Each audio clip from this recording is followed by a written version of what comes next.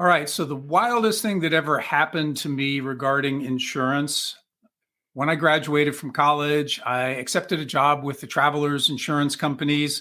I really did it because I was dating a girl in the town where I live and took the job primarily because of that. But then when I was sitting in the HR training room, getting ready for orientation, a lady walked in. Her name was Jane, and she turned out to be my wife. Been married to her now for 33 years. So within a few weeks, the other girl was gone. Ooh. Jane and I were dating, and the rest is history. Love it. So my name is Brian Ahearn. I am from Columbus, Ohio. I work with independent insurance agents, teaching them about the psychology of persuasion and how to apply it to get to better business results. Love it.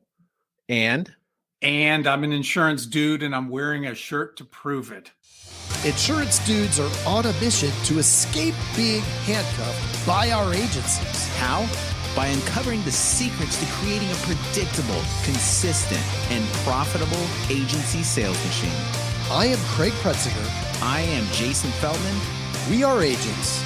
We are insurance dudes.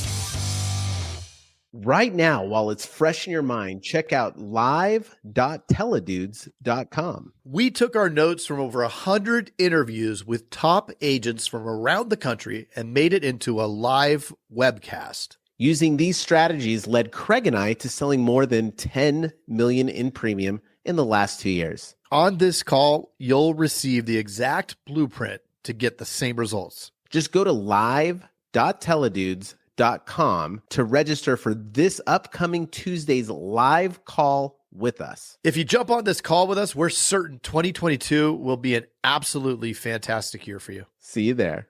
Yes, and we have confirmation. We did have the video on, and he was quick to point out that he's wearing an insurance suit shirt. So we yes. Yeah, thanks so for cool. representing. And you Great just story. worked out. You also just worked out, so you're swole. That's right. I am like, Hans and Franz. I'm here to pump Right. you up. That is awesome. So Brian, and I know you've been on the Insurance Dudes and stuff, but just a real quick recap, maybe if somebody hasn't seen that episode, and if you haven't, go listen to that episode with Brian. But tell us how you got into the insurance business and as an author and a motivational speaker and everything. Like, kind of take us through that journey. Well, when I was born, I said the first words out of my mouth were, I want to be in insurance. Like everybody, right? Right. Yeah. When I saw a letter from Travelers Insurance when I was in college, all of my perceptions were negative. And like I said before, the only reason I went to the interview is because the job was in Columbus and I was dating somebody. But once I got into the industry, I realized it is truly a great industry to be in, because at the end of the day, we do two things, I think. We help people. When they have had something bad happen, if we've done our jobs well, we step in and we can help them get back on their feet. And that's a good thing. And the other thing that people don't think about is we help the economy. That the guarantees that the insurance industry makes free up banks to loan money to buy houses and build businesses and purchase automobiles and things like that. And so there's this ripple effect that this economy that we live in is so much better because of this industry. And once I really laid hold of that, I decided this is where I was going to stay. And I spent most of my career on the corporate side. And I left about 3 years ago to pursue influence people full time. And my primary market remains independent insurance agents and insurance companies. Love it. That is awesome. I love you taking us through that again. Thank you. Let's talk a little bit about that earliest win, right? So I know that, I guess, meeting your future wife might have been a big win for you, but what else? What else created that fuel that really lit your fire to want to help and train agents? Well, when I came, I was doing internal sales training work with the insurance company that I was with. I was working primarily with field salespeople, and we had a really good training program also for independent agents. But when I came across the work of Dr. Robert Cialdini on the science of influence, I understood right away that this is the foundation of selling. Influence and persuasion are at the core of being able to change how people think, feel, and behave. And that's what we need to do when we're selling. And so once I realized that, I started utilizing it internally, saw the results that we were getting, and I ultimately went through some certification with Dr. Robert Cialdini. and then took that information and we morphed it into a sales training opportunity. So I began working with independent agents on very specifically on applying this psychology in sales to help them help their clients and ultimately run a better business. And that was back in 2008 when I started working with them, and the rest is history now. Super cool. So describe like the roles in the agency and how you help them. Primarily, it's a producer, but sometimes agencies send CSRs as well. I mean, they're all selling, but for the producer, their compensation is primarily driven by what they can ultimately produce. And salespeople get this more than anybody. When they learn something and they put it into practice and they have success, that means more dollars. And usually salespeople are competitive and they're motivated by that opportunity to have unlimited income depending on how well they do their job. So when you start working with them and they put this into practice, that's where the light bulb comes on and they're like, I get it now. This is the foundation of what I need to do to help my clients. So it's primarily the producers, sometimes the CSRs, but it would be short-sighted to say that those are the only people who need to understand this, because if you're managing a department within a large agency or you're the owner and you're running that agency, you have to get everybody to do specific things. In other words, you've got to influence their behavior. So the more you as a leader or a manager understand this, the better off you're going to be in terms of helping to move the ball forward. Yes. So we all know that culture within the agency is super, super important. How do you go in, identify what needs to be tweaked? What are the common themes that you see regarding culture in an agency and things that need to be improved upon? Talk a little bit about that. Well, culture, I learned a lot about culture from an individual named Tim Kite, who is the president, CEO of a group called Focus 3. And I think he has the best definition for culture that I've come across. Culture is the experience that people have with your organization. And the experience that people have is driven by the behaviors of the people that they're interacting with. And if you step back one more layer, the behaviors of most people are driven by what they believe. So it becomes critically important for an agency to understand or to define what is the experience that our clients need to have so that they not only want to keep doing business with us, but they also want to turn around and tell others about us. And I think it's really, really important that an agency defines what that is. And it could be very different for different agencies depending on the market that they go after. But once they know what that experience is, then they need to step back and say, okay, what are the behaviors that are going to ultimately create that experience for our customers? All right, let's step back further. What is the mindset or beliefs that people need to embrace if they're going to work here so that we know that they're going to display the behaviors? So that to me is a critical part. And when you're talking about the behavior piece, again, you're talking about influencing people. So what would that person who owns the agency or the people who are running the day-to-day operations, they need to understand how to change what people believe and ultimately change the behavior so everybody is acting in alignment to create that experience. It's not going to do any good if you believe that, for example, all the CSRs should be cross-selling. And somebody says, well, I don't like selling, I'm not going to do that. That's non-negotiable. You've got to have everybody doing that. Otherwise, you're going in different directions. Right. And when you're recruiting, how are you finding those people that can adopt those beliefs and that are open-minded to being part of a team and following a process? Well, I think whether it's an insurance agency or any organization, they have to very clearly define what those non-negotiables are in terms of beliefs. Now, that doesn't mean that people who have other beliefs are bad or anything, but let's say an agency said, we are not a 9-to-5 shop. For us to provide the kind of service, and maybe we've got customers in different geographic areas, we need to have our doors open, let's say at 7 a.m., and we expect people to be here till 5:30, sometimes 6 o'clock. Okay, you've got to get people who believe that that is something that's worthy and they're willing to do that. You can't have somebody coming in and saying, well, you know what, work's not that important to me. I can only be here from 8 to 5.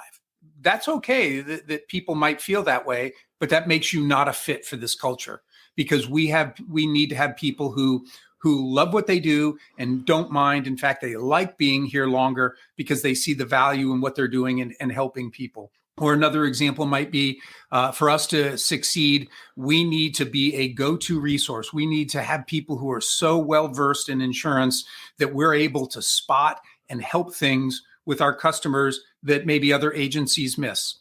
Well, in order to have that, you probably have to have people who have a learning mindset, who don't have to be told, oh, you need to go out and get a CIC designation, or you need to continue your learning. You want to hire people who naturally want to grow in terms of their knowledge because they love learning and they love helping people. That would be a non-negotiable for an agency. Again, if somebody says, well, I don't have time to pursue designations or do these other things, okay. Doesn't make you a bad person, just makes you not a fit. So they need to define that, and then they start to build their interview process around that with questions and looking at prior behaviors and successes to say, is this person somebody who is going to be a fit for this culture? Yeah, I think a lot of agents may be too quick to rush to people that may not be a good fit in hopes that they can change them, versus actually finding the right people. And I think that can not be great. Yeah, I think it's probably well worth waiting to find that right person versus, well, this person seems good enough and we have a need and, we'll work with them. Because, changing some behaviors, changing aren't too difficult. But when they're rooted in certain beliefs, they can be very, very difficult to change. Mm-hmm. And it's much easier to bring somebody on board who is like-minded. And when I say that, that doesn't mean that, for example, you're not going to have a diverse group of people. It doesn't matter, if you're male or female, what your race or orientation or anything is, to be a lifelong learner, or to be somebody who says, I love what I do and I enjoy coming in early and staying late. You can have tremendous diversity still, but still adhere to those cultural values that you need to succeed. Love it. When it comes to training, since you are the training master, what are some effective tips, especially you bring on these new, for us insurance agents into the agency, what are some effective training tips that we could do right out of the gate to make sure that they ensure their success? One of the things that I learned a long time ago that I thought was incredibly helpful, and I'll talk training/coaching. I worked for somebody who every week asked us Friday afternoon to make sure that we would send him our top 2 or 3 accomplishments for the week, the top 2 or 3 priorities for the next week, and the number one challenge that we were facing. And he would use that in his coaching of us so that when we would get together, he could be a resource for that challenge. He didn't need to look over our shoulder. He knew what we were working on in that week coming up. And the other thing was, because you're the person who you bring in, you can't see them 24/7. You may not know some of the wins that they're having, and yet they're having success. So it became a little bit of a brag sheet.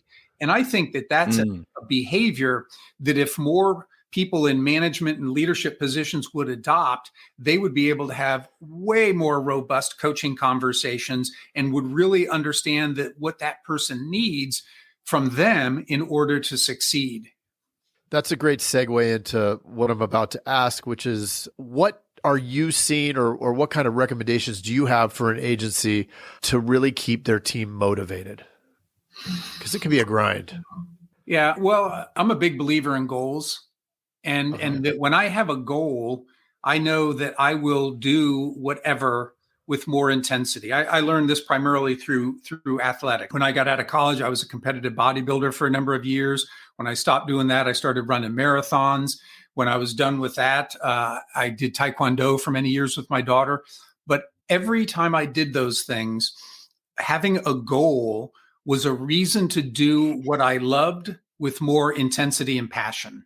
It always worked out that way if I had my eye on a prize. And so if you've brought the right people in and you've got people who really want to be there and they believe in the mission, and you can keep something in front of them that everybody is directed to, and this is why we're doing what we're doing, and reinforce that, I think that's a huge motivator for most people. And if you're hiring the right people, if somebody has a goal out there and they don't give a darn about it, something's wrong then. You probably don't have the right person in the agency.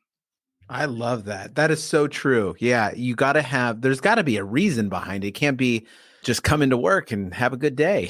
It's like that can become so mundane. Yeah. Uh, yeah. It's mundane enough sometimes when you're pursuing the goal. For me, again, using an athletic example, if I was going to run a marathon, I would spend like 5 months getting ready. I like to take the long view. I'm a firm believer that consistency over a long period tends to lead to good results. And you have an opportunity to change your plan if you need to. But getting up every morning and going out and running when that marathon's like 5 months or 4 months away, that's pretty tough. So Right. there was always intermediate goals too. Okay, I got a 10K race that's going to come up, and what am I going to do to get ready for that? Oh, I had success there. This is why I'm doing what I'm doing. And I think applying that same mentality in business, it's not enough to say, we got this great potential year-end bonus. 365 days away is a long time, and it's not motivating.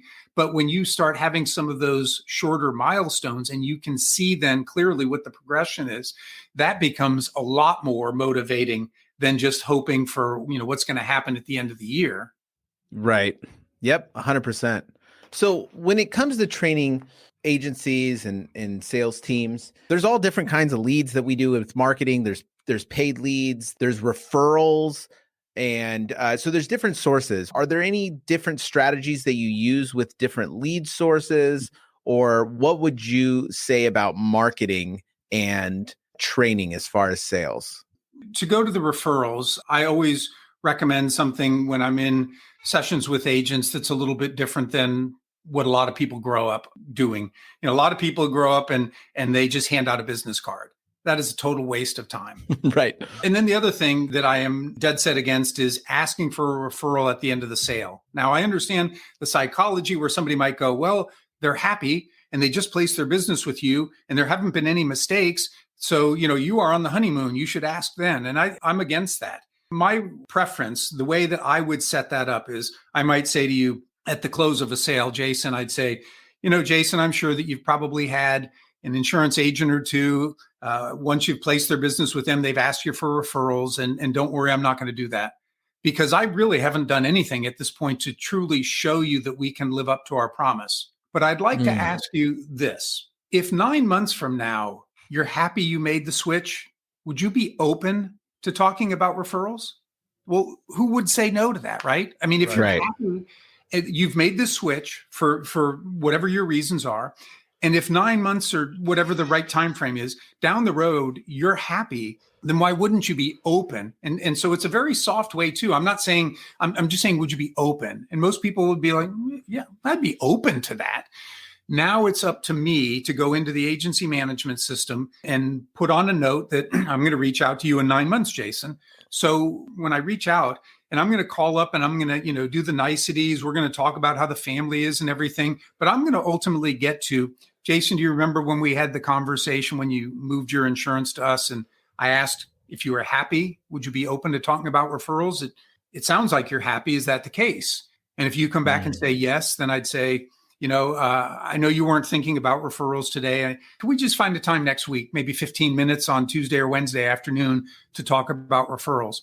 And I very specifically do that because I'm using some psychology called persuasion. I'm setting the stage to make it more conducive when we have the conversation.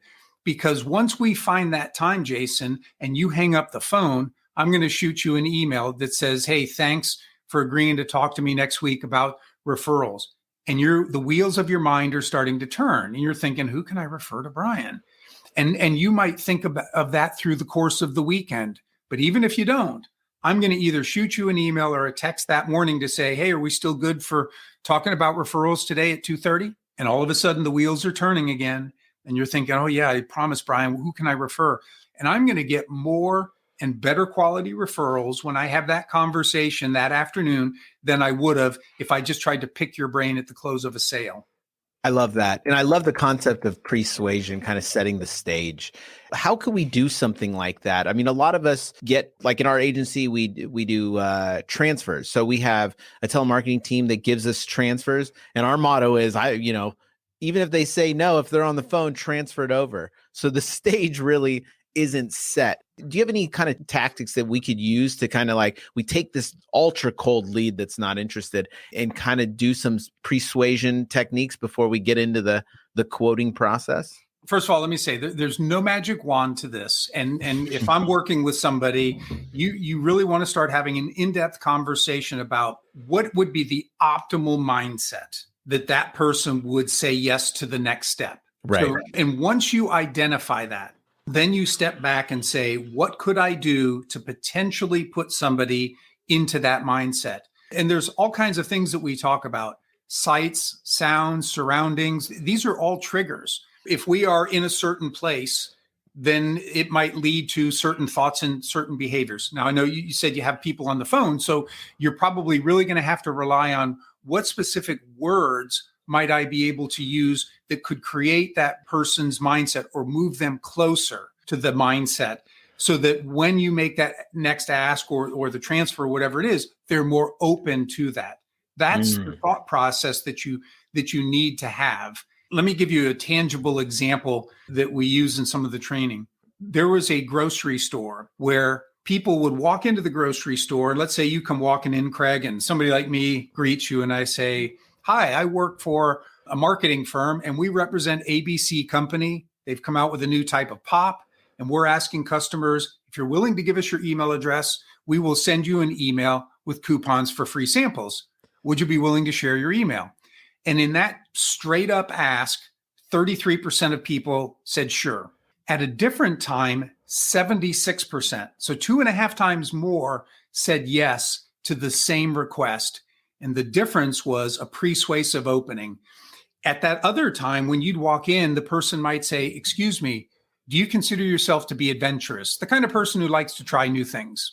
Well, almost everybody can think of a time when they were adventurous, and we all try new things all the time. So almost everybody said yes to that.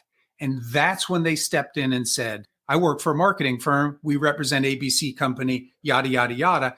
And 76%, because once you've convinced yourself you're the kind of person who likes to try new things, why wouldn't you want to try that pop? Right? So that's what I want you guys to think about. What would the right question or certain words that would start to change how somebody thinks, so that when you come to the ask, it's a little bit easier for them to say yes. Hey, what are you still doing here? Well, while you're still here and while it's fresh in your mind, check out live.teledudes.com. Yeah, if you weren't listening before, we took notes from over 100 interviews with top agents from around the country and made it into a live webcast. Using these strategies did help Craig and I write over $10 million in premium in the last couple years. And let me tell you, on this call, you'll receive the exact blueprint to get the very same results. Again, that's live.teledudes.com to register for this upcoming Tuesday's live call with us. And if you jump on with us, we are certain 2022 will be an absolutely fantastic year for you. See you there.